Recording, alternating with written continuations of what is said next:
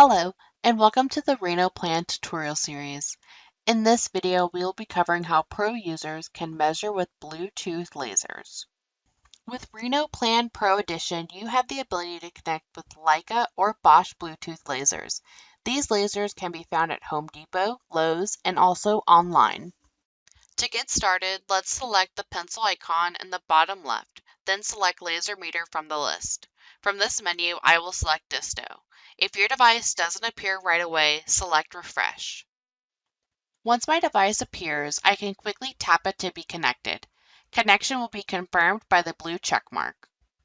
Under the pencil menu, we can select free draw and start drawing out our rooms. Place your starting point with the crosshairs and swipe in the direction you are wanting to measure.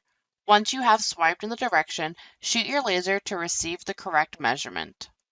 The great thing about this is that any line size, short or long, will be adjusted accordingly. Continue this process of swiping and shooting the laser until you have completed your rooms. Once your rooms are completed, tap Done in the top left of the screen. Thanks for watching, and make sure to subscribe for future updates for all MeasureSquare products.